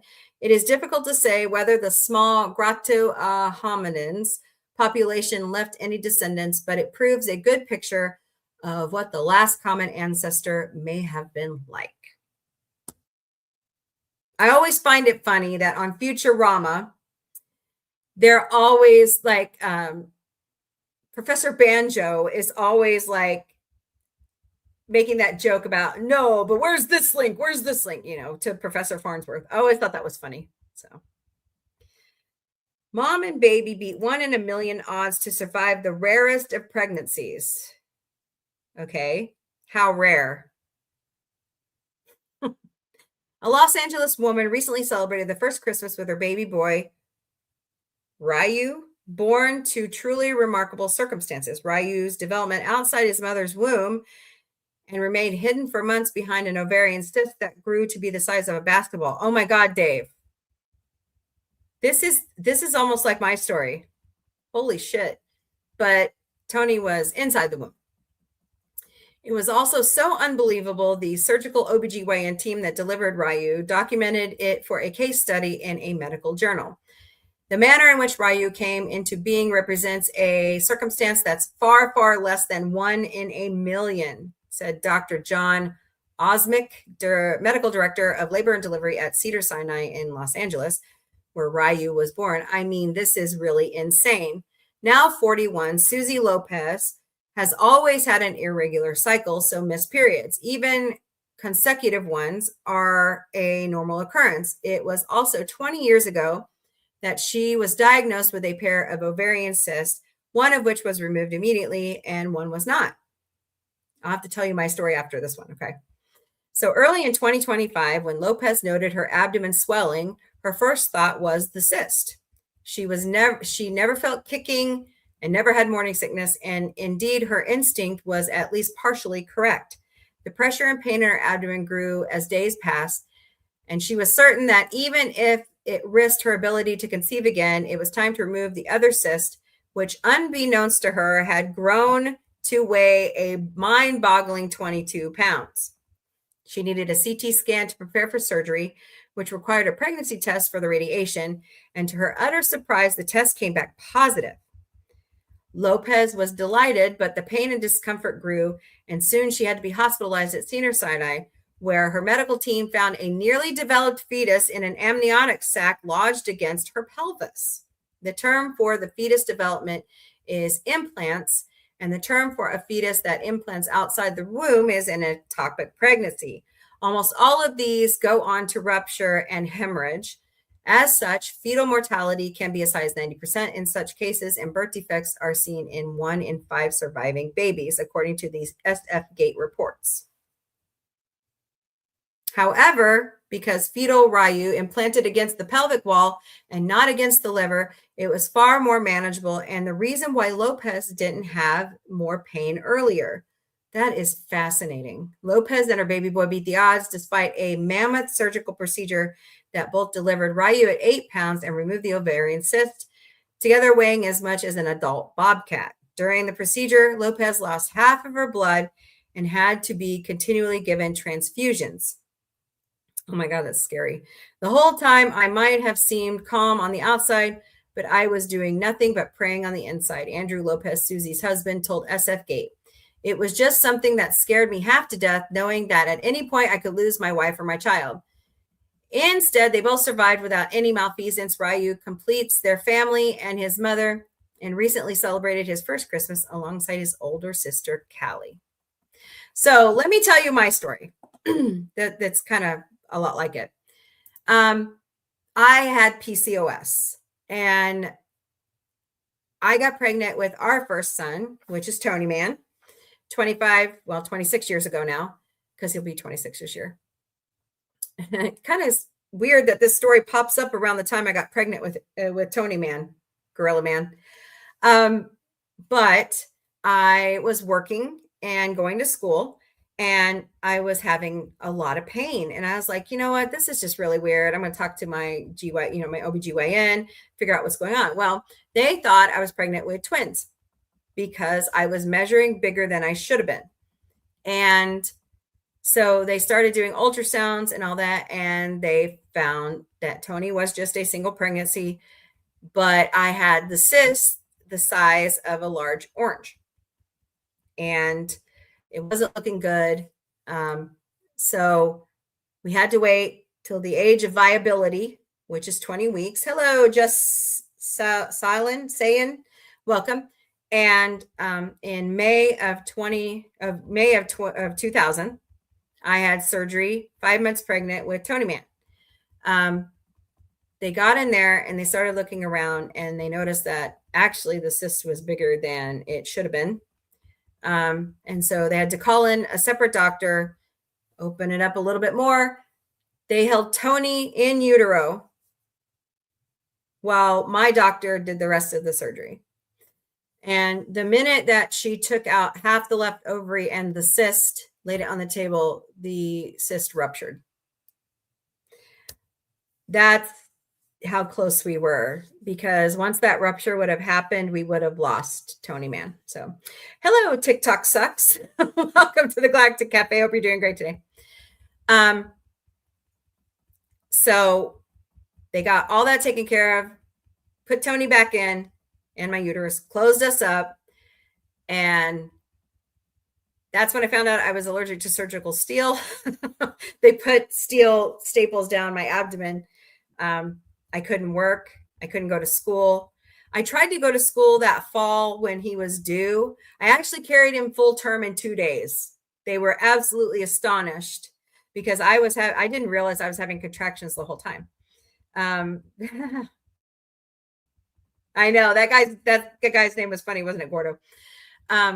But he is a healthy, pain in the ass, almost 25 and a half year old now. I am blessed that I have him. Even though he had ADHD as a kid, he is still a really smart kid if he would just apply himself. But we had a friend that went through the same situation. She had a cyst on her ovary. Unfortunately, her ovary ruptured and the baby passed away. So I attribute that to God looking out for us, definitely. But we had a great surgeon, Dr. Tamara Franklin, here in Springfield. She is fantastic. Dr. Albert Bonebrake retired. He was the doctor holding Tony up in utero. But yeah, just amazing work. And I'm glad I don't have any more kids because I never went into labor correctly. I never, they had to induce me every time. So I'm just a freak of nature. But I'd had that cyst, guys. They said I'd had that cyst since birth. So how can that be? Right? I don't understand it today. And because I was always hormonally imbalanced with PCOS, the cyst just grew and grew. So weird. All right. Other good news of the day, by the way. Happy birthday to my nephew, Joe. I hope you are having a good day. And we think about you, your Uncle Gorilla Man and I think about you all the time. Take care. We miss you guys. On this day, good news, 123 years ago today, Wind Cave National Park was established by Congress as the 6th U.S. national park. It was the first cave to receive government protection from any kind in the modern era. The cave is recognized as the densest cave system in the world with the greatest passage volume per cubic mile. Wind Cave is the second longest cave in the world with 154.2 miles or 248.16 kilometers of explored cave passageways as of 2021, and the third longest cave in the United States. That was back in 1903. The Lakota Sioux, an indigenous people who live in the Black Hills region of South Dakota, spoke of a hole that blew air, a place they considered sacred as the site where they first emerged from the underworld where they had lived before the demerge creation of the world. Above ground, the park protects vast areas of mixed grass prairie, a rapidly diminishing North American ecosystem that hosts a stunning diversity of life. The Wind Cave bison herd is one of only 4 self-sustaining and genetically pure free-roaming bison herds in the country. Very cool, because, we were dumb and almost put bison into extinction. All right. For those interested in mineralogy, a type of formation called boxwork was first noted in the Wind Cave. These calcite fins were once cracked, filling gypsum and andesite.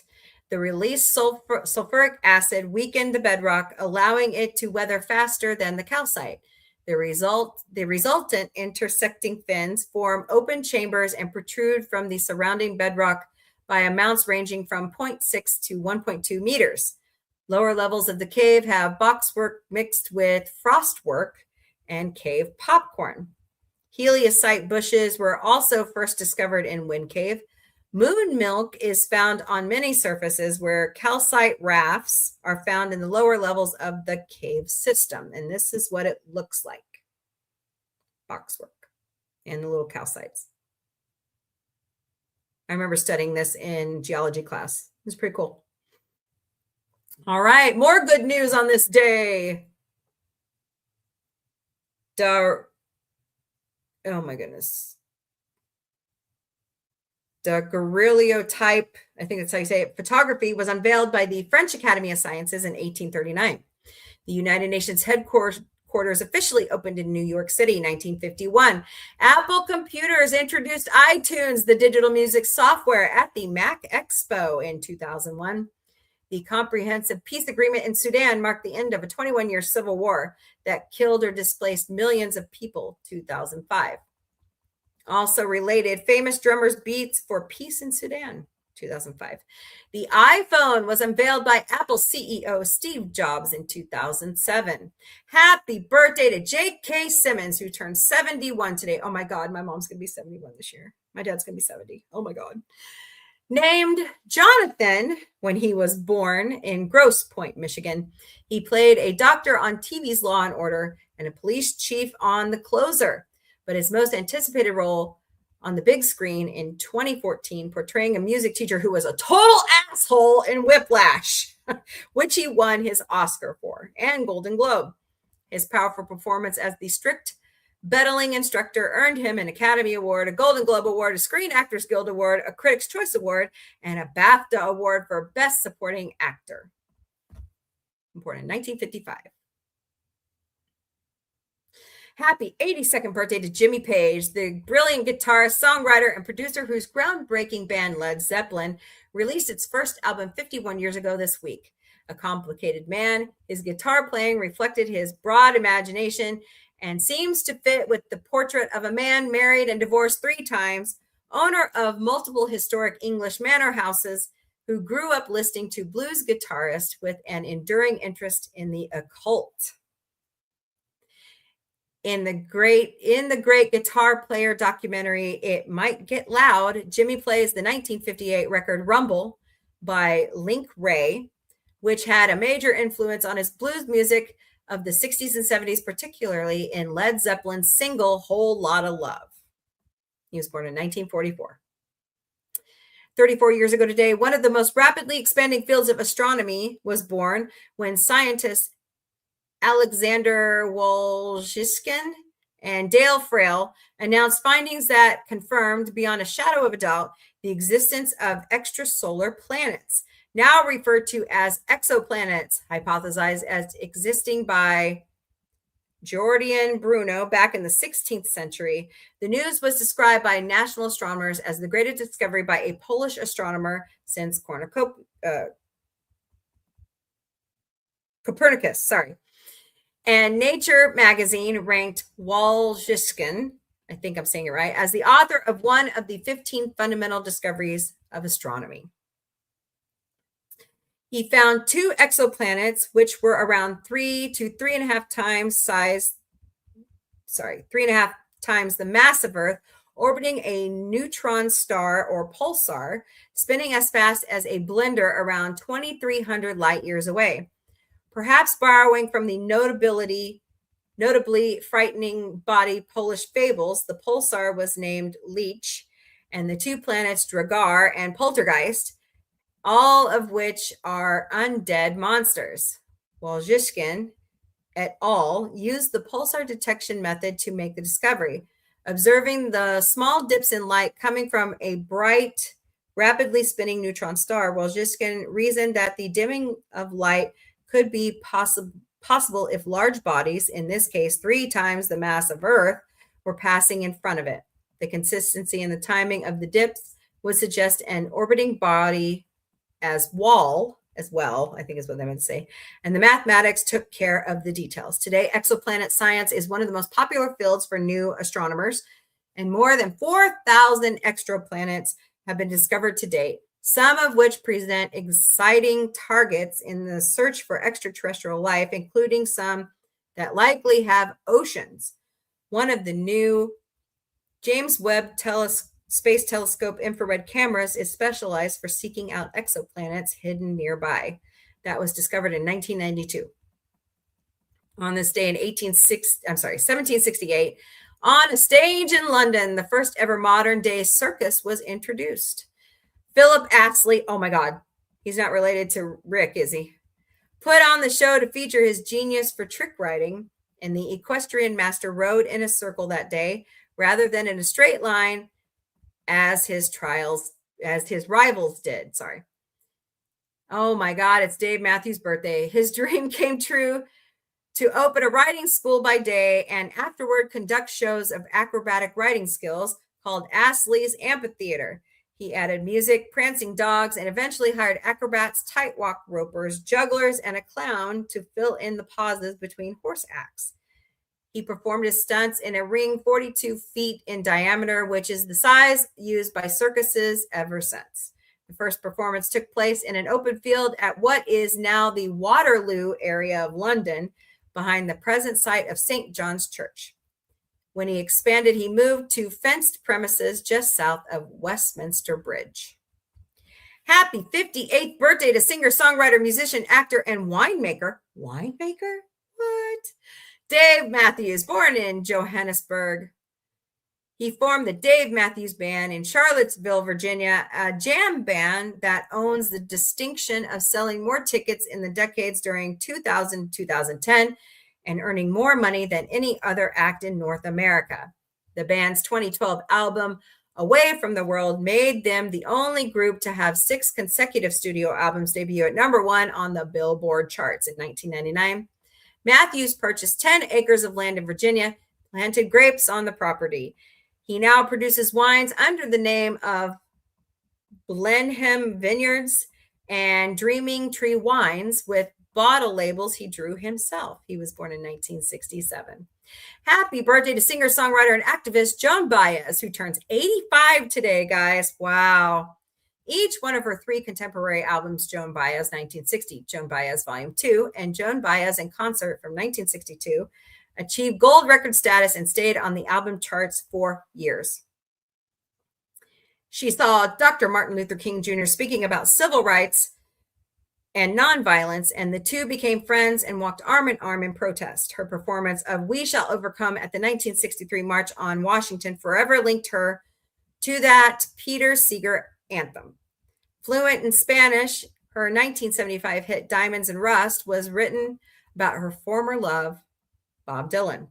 Baez was instrumental in founding the USA branch of Amnesty International in the 1970s and later founded her own human rights group, Humanist International, to target oppression wherever it occurs.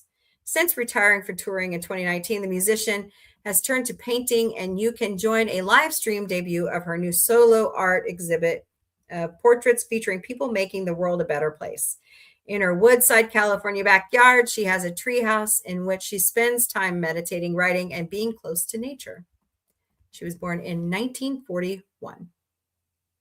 And there's your good news for the day. Wow, lots of birthdays today. Whose other birthday was it today? Cynthia Erivo. Cynthia Erivo turns 39 today. Happy birthday, Cynthia. She's got a great hit on her hands with Wicked. I think she's going to be fantastic. So she just did Jesus Christ Superstar at the Hollywood Bowl last year. So that looked really great. Okay, let's go through the chat. What did I miss? What did I miss? Southern Baptist, can't change anyone but me. That's right. My mom grew up amid backwood Baptist. That means you believe whatever we say if we hold your head under water. That's right, Mark. Yeah, I grew up that way too. My former pastor used to say, if it ain't broke, don't fix it. And Baptists hate change. And I adopted that for the longest time until I was like, you know what? Not true. Not true. So, you know, she was British and played a Southern belle. Yep. She didn't. She didn't. Okay. Trolls. Where's a troll? Oh, did you guys already get a hold of him? Cool. Gee, I miss my dog. Oh, I'm sorry, Donnie. Woof, woof. Dog, I love you, mama. That's funny, Kimberly Ann. Yay, John's back. Calls are sporadic. Yeah. You should be off work by now, shouldn't you, John? Laughing. Very funny. Nice, April. Glad it worked out for you. Pretty big family. Yeah, you know, they told me after I had removed and half my ovary that I may never have kids again. And the joke was on them. I waited 6 years. Gorilla Man and I waited 6 years, but we had co-host Vic.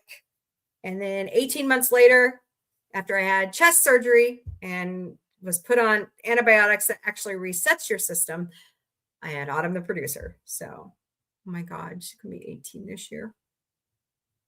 I'm old.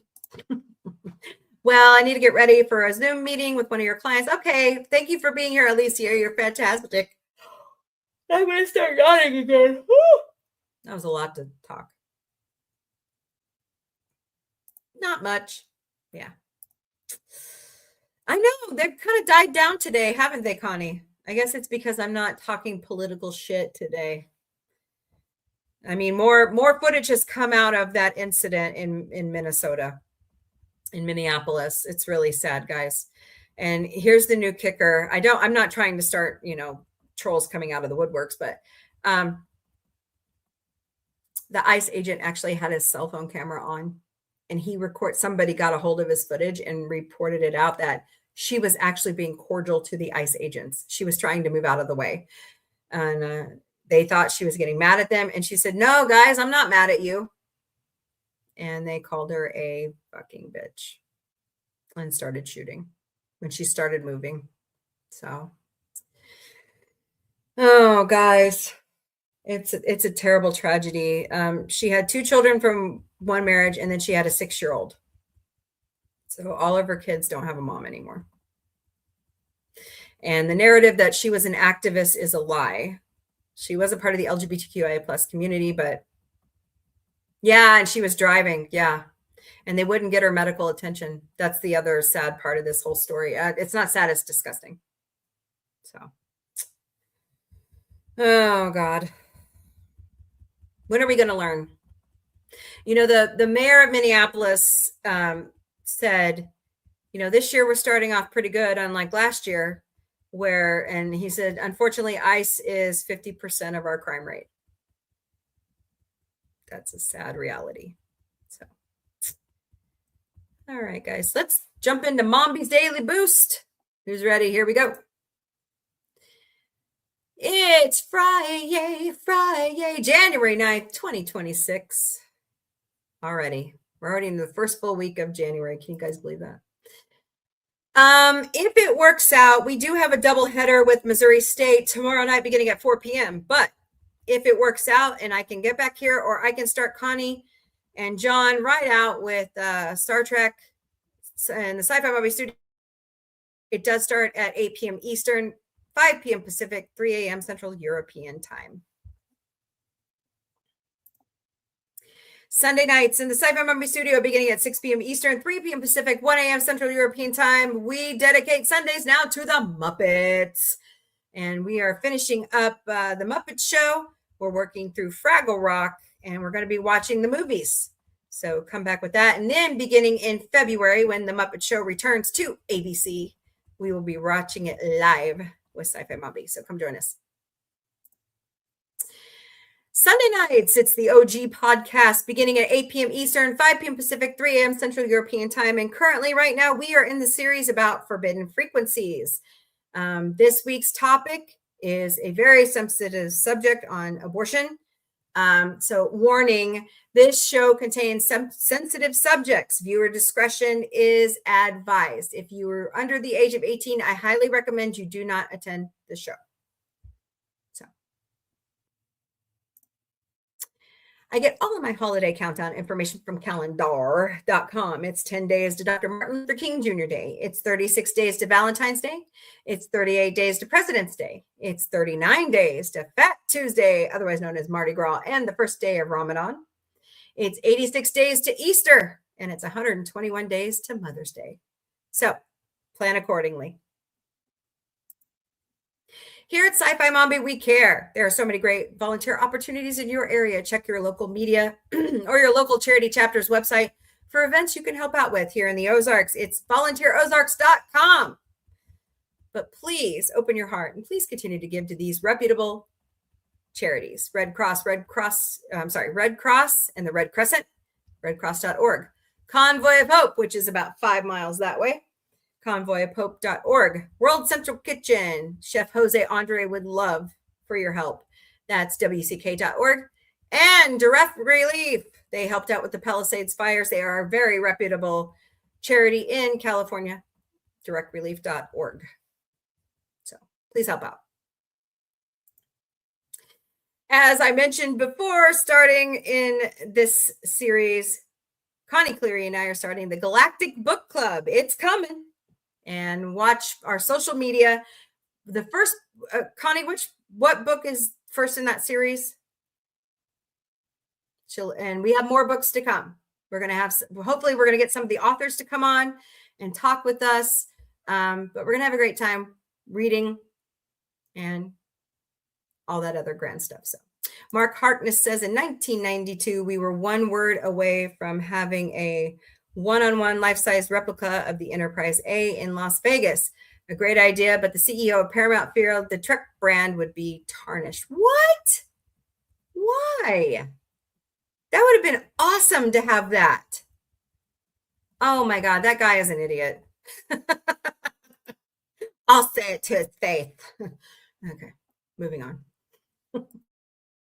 And last but certainly not least, if you've got questions, concerns, topics, suggestions, or constructive criticism, no trolling, please email me at questions@sci-fi-mombie.com. That's questions@sci-fi-mombie.com.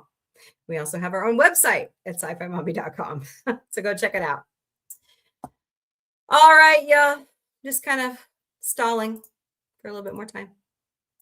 That would have been awesome to go along with the Trek experience. Mixed Magic. That's the first book. We're going to be reading that. So I don't know if it will be a live show. It might be a pre-recorded show, but we'll have a meeting. We'll figure that out, Miss Connie. So by the way, over there on TikTok, please help me get to my goal of 20 heart me's, please. And we've hit 25,000 hearts today. Tippy tap hearts. That's fantastic, guys. Thank you so much. Appreciate you greatly. But lots of things are going to happen for Sci-Fi Mombie. Our first convention is in the next couple, actually it's next weekend. It is the Northwest Arkansas Comic-Con. So watch for us there on that Saturday. I believe is that the 14th? I think it's the 14th and 15th of January. Hold on. Hold, please. But Mixed Magic, guys. Who's the author of that again, Miss Connie? I'm sorry, it's not that. It's the 17th and 18th. Pardon me.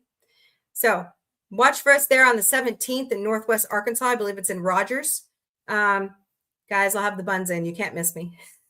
You can't miss me. So yeah, gonna be fun. I'm hoping to get not only an autograph with Edward James Olmos, but hopefully he'll do a video with us real quick to share with you guys. And then meet some other, like Kel Mitchell's going to be there. I'm really looking forward to Missouri Comic-Con and Planet Comic-Con this year. There's going to be a lot of great acts there. Connie will be rereading the 3 books. Who's the author of that one, Connie? Is that Christmas? Is that his name? But buy your copy on Amazon.com. Yepers, we can chat about. Okay.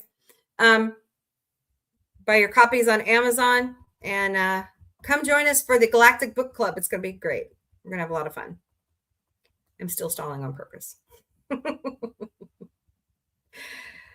Don't forget to check your subscriptions to Sci-Fi Mombie, John the Beagle Dad, Connie Cleary, Fluff Chick Productions, The Dream Team, Chris Chrisman. Yeah. Okay, cool. I was going to say, Chrisman is a very interesting name. The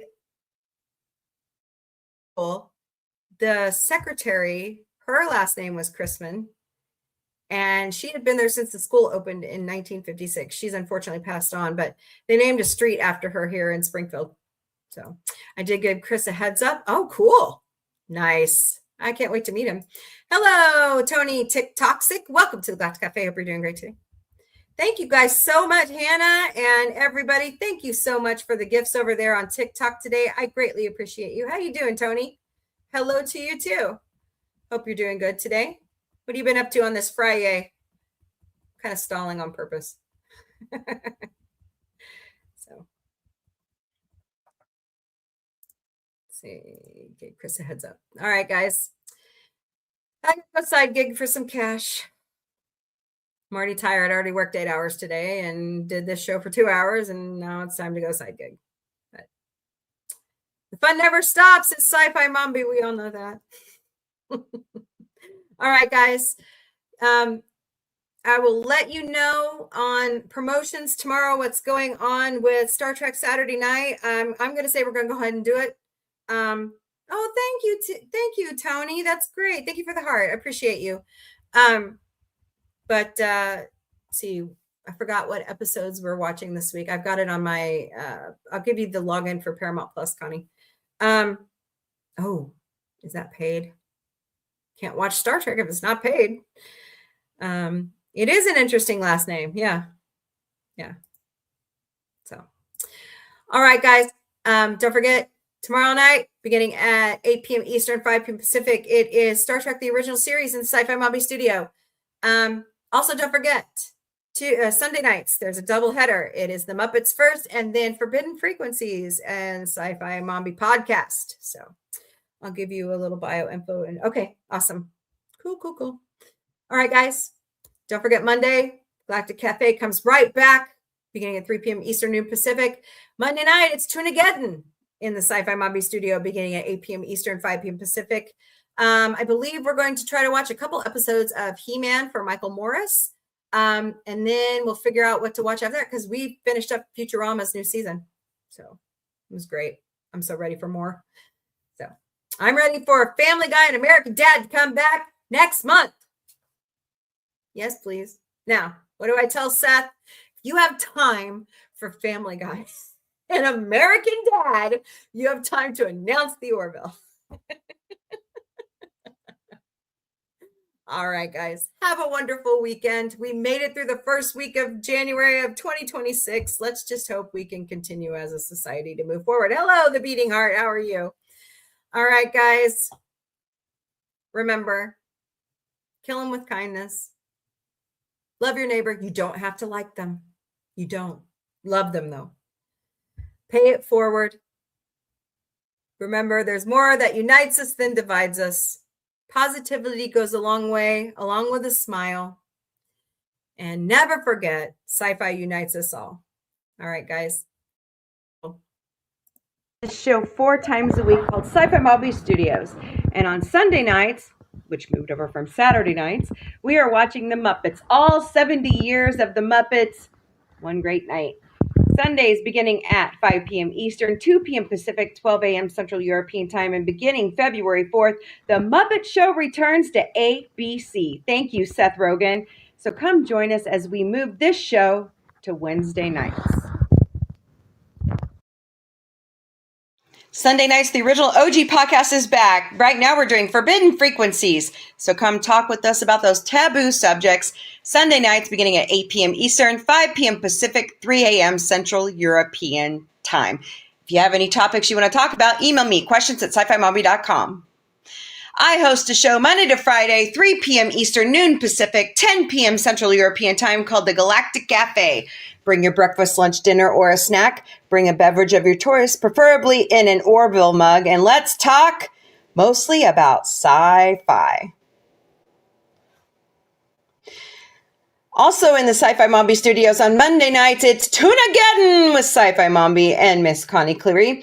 We are watching through several of the animation domination shows, along with other great animation we love to show you. So come join us at 8 p.m. Eastern, 5 p.m. Pacific, 3 a.m. Central European Time.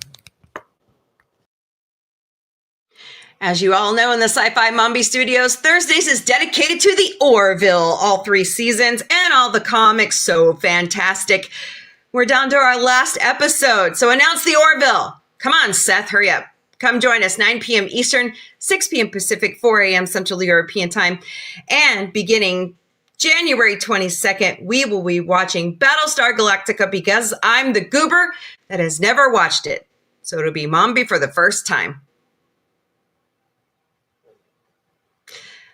On Saturday nights, it's dedicated to Star Trek, the original series, beginning at 8 p.m. Eastern, 5 p.m. Pacific, 3 a.m. Central European Time.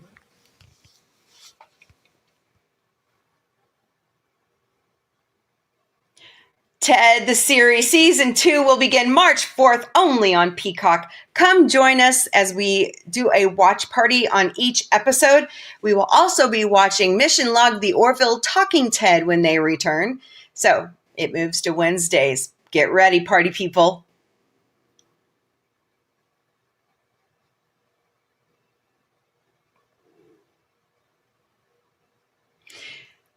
We've got some great shows that are here at Sci-Fi Mombie. Sci-Fi Mombie found what? And Sci-Fi Mombie didn't burn it. So watch for our social media for all of our new episodes and drop us a line. Tell us how you like them at questions@sci-fi-mombie.com.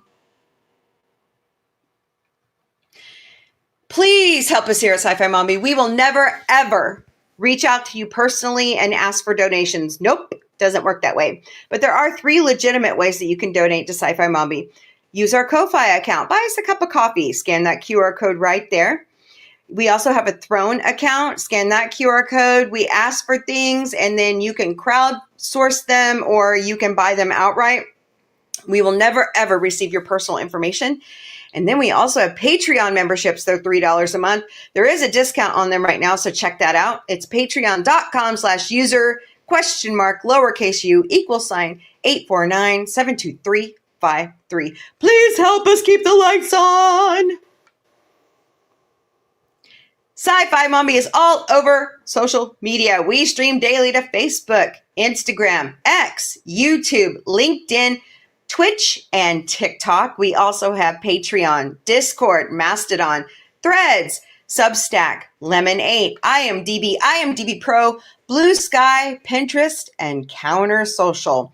And it's all under the handle at SCI-FI MOMBIE, Sci-Fi Mombie. We have our own website at sci-fi-mombie.com. Check out our bio information. Drop us a line. We'll send you an email. Sign up for our newsletter. Check out the Sci-Fi Mombie security team. They're so cute. And also watch for announcements on the conventions and other places we will show up, and check out our art gallery. So once again, sci-fi-mombie.com. We have our own merchandise shop at sci-fi-mom-b.myspreadshop.com. David Caviezel drew our original logo, and Dr. Omega warps it to all of our amazing shows, and season 4 logo is uploaded. There is another revision coming to season 4, which will be uploaded as soon as it's done. But you can slap any of our great logos on any of the products we've chosen for you. If you can't find a product, let me know. sci-fi-mom-b.myspreadshop.com. Y'all are amazing. Thank you so much for sticking it out with us all these years. We really appreciate you all. And as I always say, announce the Orville, kill them with kindness. There's more that unites us than divide us. And later, party people.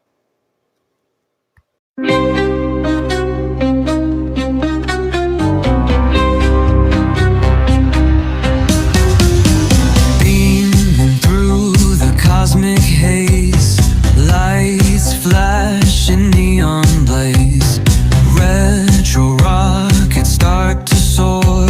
Sci-Fi Mombie wants much more.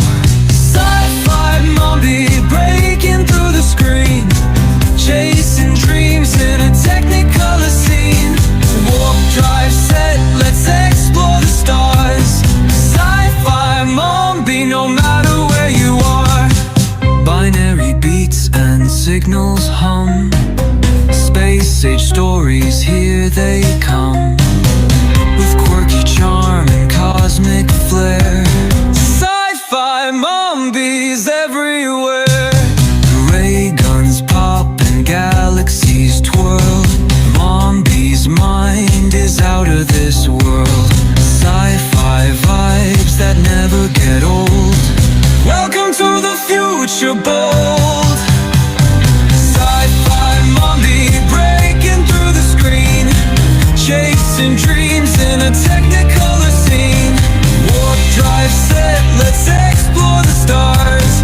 Sci-Fi Mombie, no matter where you are.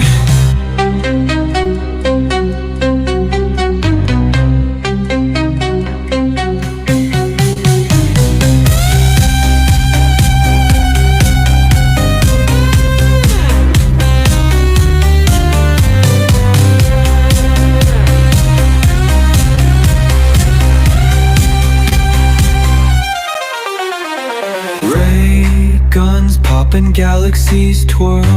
Mombie's mind is out of this world. Sci-fi vibes that never get old. Welcome to the future, bold.